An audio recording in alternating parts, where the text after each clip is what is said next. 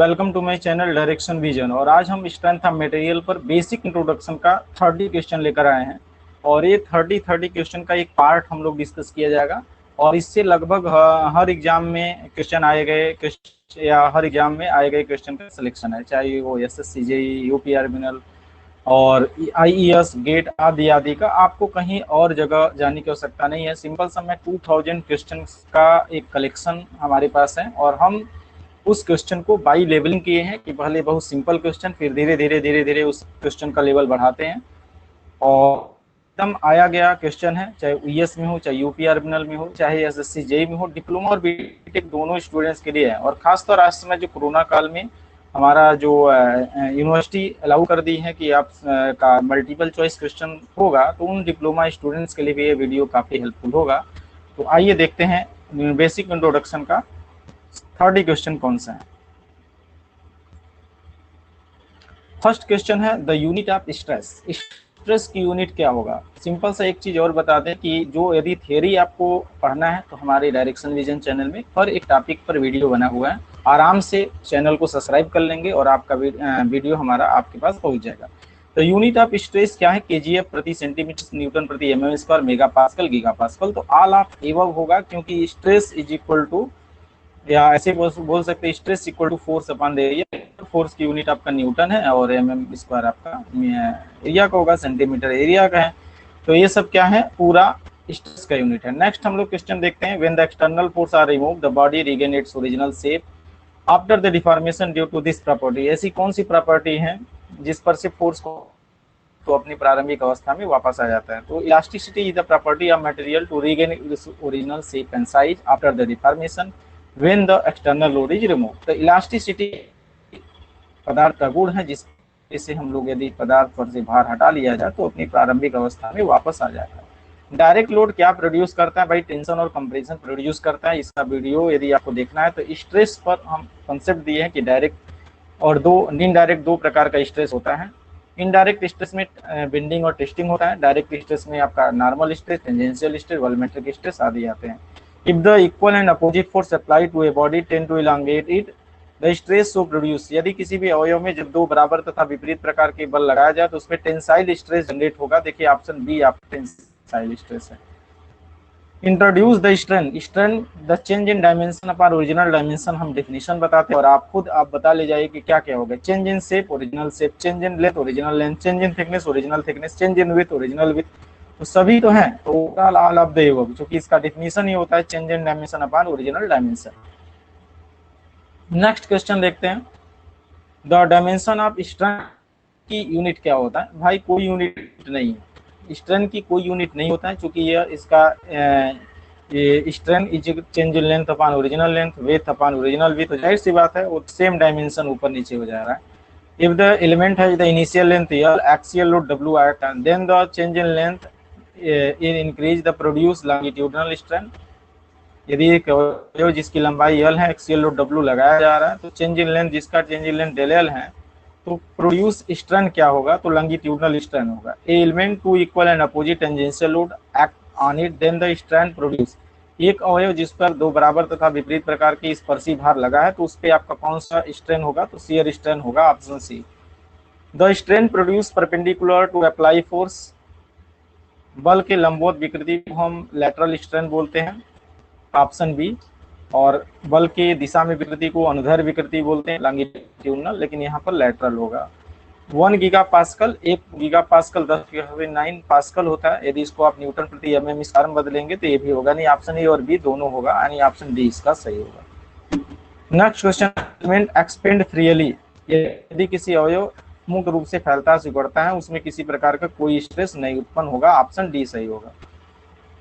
Stress कौन सी राशि है? इसका बहुत अच्छा वीडियो हमारा स्ट्रेस बेसिक कॉन्सेप्ट में है, what is the difference pressure और स्ट्रेस में, उसी में हमने टेंसर को भी बताया है। टेंसर 3 प्रकार का होता है, zero order, first order, second order. Stress आपका सेकंड ऑर्डर टेंसर है, जो कि more than one direction represent करता है। तो आपका स्ट्रेस और स्ट्रेन दोनों ही टेंसर हैं, ये कंपटीशन में पूछा गया है। Strain is defined change in length upon original length. कभी भी क्या होता है, स्टूडेंट कभी length upon original length upon change in length बोल देते हैं, गलती हो जाता है कभी।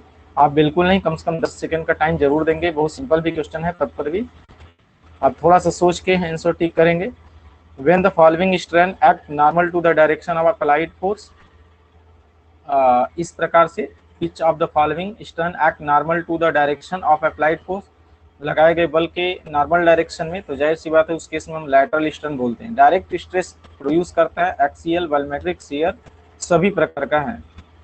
और यदि एफ आपका एक्सटर्नल फोर्स है और एफ इंटरनल रेजिस्टिंग फोर्स है, तो सेफ कंडीशन के लिए हमारा जाहिर सी बात है रेजिस्टेंस बड़ा होगा लगाए गए बल से बोलते हैं। हालांकि ये भी क्रिटिकल के लिए सेफ है। जब भी हम मशीन डिजाइन में हम लोग इसको लेते हैं सोम के लिए, हम लोग इसको फॉलो करते हैं। तो ओवरऑल सेफ कंडीशन पूरा तो इसी के लिए बनाया जाता है।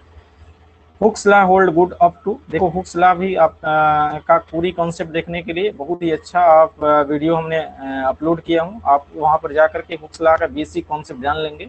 कभी कभी क्या होता है, Hooke's law is valid up to elastic limit होता है, तो कभी आंसर में देता है प्रोपोर्शनलिटी लिमिट, तो आप कंफ्यूज होते हैं यार कि इलास्टिक लिमिट कब देते हैं, तो कब इलास्टिक लिमिट कब प्रोपोर्शनलिटी लिमिट, एक्चुअल में क्या होगा ये आपको वीडियो हमारा देखना पड़ेगा।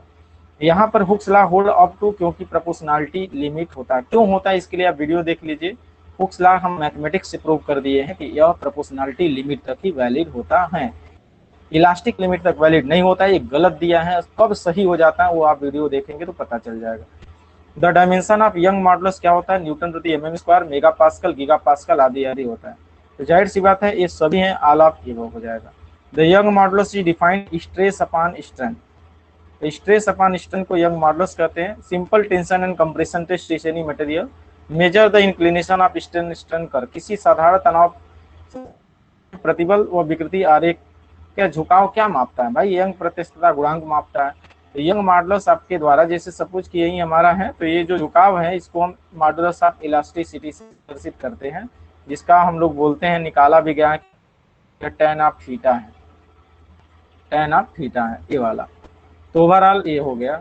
नेक्स्ट है यंग मॉडुलस डिपेंड किस पे है, टेम्परेचर पर, कंपोजिशन ऑफ मटेरियल, दोनों पर डिपेंड करता है। टेम्परेचर और कंपोजिशन ऑफ मटेरियल दोनों पर डिपेंड, मतलब ये भी सही होगा, ये भी ऑप्शन कौन सा सही होगा, डी ऑप्शन सही होगा।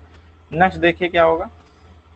नेक्स्ट क्वेश्चन है when the increase the temperature of any material then the value of young modulus, young modulus और टेम्परेचर पर डिपेंडेंसी हो। मान लेते हैं कि ये यंग मॉडुलस है और ये टेम्परेचर है, तो टेम्परेचर बढ़ाएंगे यंग मॉडुलस घटेगा, कुछ इस प्रकार से कर्व आता है, यानी ई आपका होता है proportional to 1 upon temperature, 1 upon temperature, तो एक दूसरे के रिवर्सली प्रोपोर्शनल टू है। तो जब टेम्परेचर बढ़ाएंगे तो ये वाला घटेगा।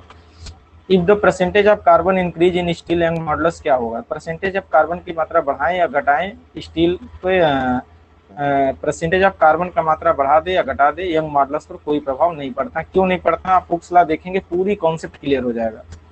ये हम लोग क्वेश्चन क्यों सॉल्व कर रहे हैं, क्योंकि एग्जाम में पूछा गया है और हमने लिखा नहीं है, कितना एग्जाम कौन लिखेगा, आप पूरा देखेंगे, कभी कभी मैच कराएंगे तो ऑटोमेटिक आपको कहीं ना कहीं एग्जाम में मिलेगा जरूर। इन the following maximum value of young modulus material, इसमें हमने टेबल बताता हूँ कुछ इंपॉर्टेंट के लिए, इंपॉर्टेंट वही आपका इंपॉर्टेंट टेबल में से फंस जाता है।